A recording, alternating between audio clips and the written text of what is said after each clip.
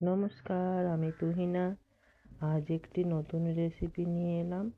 আজ বানাবো শীতের স্পেশাল পালক পনির। চলুন রান্নাটা স্টার্ট করা যাক। এটা দেখতে যতটা সুন্দর লাগে, খেতে তার থেকেও বেশি সুন্দর। আপনারা একবার বাড়িতে বানিয়ে দেখবেন। এটা আপনারা ফ্রায়েড রাইস, ভাত, রুটি, পরোটা যে কোনো ইয়ের সঙ্গে খেতে পারবেন। অল্প একটু জলে লবণ দিয়ে একটু আমি এটা বয়েল করতে দিলাম জলটা। দেখুন জলটা ফুটতে শুরু করেছে। আমি এবার পালং শাকগুলো দিয়ে দিলাম। এই পালং শাকটা দেখতে পাচ্ছেন বড় বড় পাতা, কারণ এটা আমার বাপের বাড়ির চাষের পালং শাক, সেই জন্য এত বড় বড় পাতা। দেখুন পালং শাকটা ফুটতে শুরু করেছে। আমি একটু উল্টে পাল্টে একটু হয়ে গেছে আমার পালং শাকটা সেদ্ধ, উল্টে পাল্টে নিয়েছি। এরপরে ঠান্ডা জলে এটাকে একটুখানি ঠান্ডা করতে দিলাম। এবারে একটা ছোট প্যানেতে অল্প তেল দিলাম, দিয়ে পেঁয়াজ কুচি, এখানে একটা বড় সাইজের পেঁয়াজ কুচি দিয়েছি। এখানে দিলাম গোটা গরম মশলা, টমেটো দিলাম একটা কুচনো, দিয়ে ভালো করে এটাকে মিশিয়ে নিচ্ছি কড়াইতে। এটা মশলাটা তৈরি হচ্ছে। এখানে হাফ চামচ দিলাম রসুন বাটা, হাফ চামচ আদা বাটা, ভালো করে মিশিয়ে নিচ্ছি। এবারে আমি কিছুটা কাজু দিলাম, ওটাকেও ভালো করে মিশিয়ে নেব। এটা হয়ে গেছে ভাজা। এটাকে এরপরে আমি একটা পাত্রে সরিয়ে নিচ্ছি, ঠান্ডা করতে দিচ্ছি, দিয়ে মিক্সিং জারে ওটাকে আমি পেস্ট করে নেব।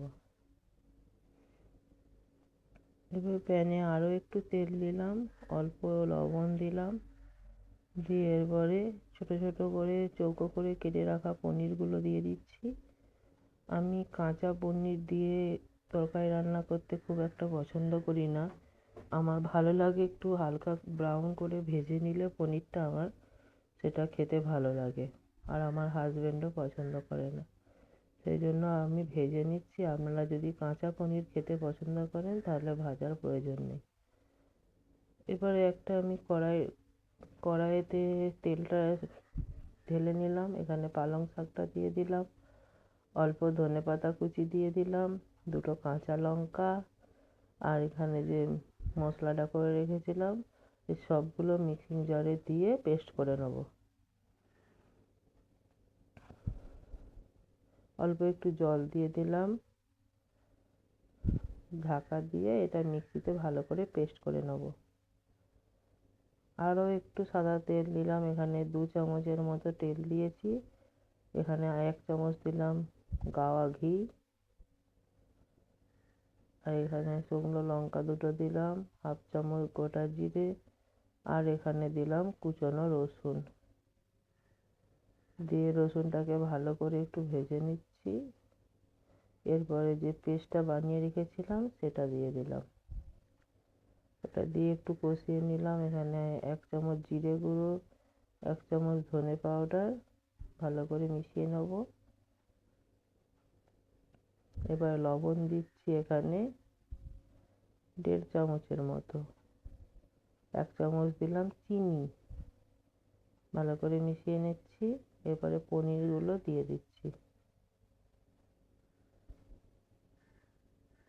এরকম করে আপনারা একবার বাড়িতে পালক পনির বানিয়ে দেখবেন, এত টেস্টি হয় এটা খেতে, খুবই সুন্দর লাগে। এরপরে একটা ঢাকা দিয়ে দিলাম, ঢাকা দিয়ে এটাকে কম আঁচে 5 মিনিটের মতো কুক করে নেব।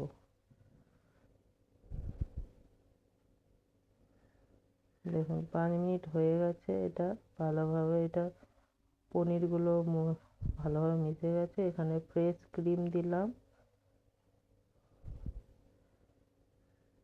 2 চামচের মতো।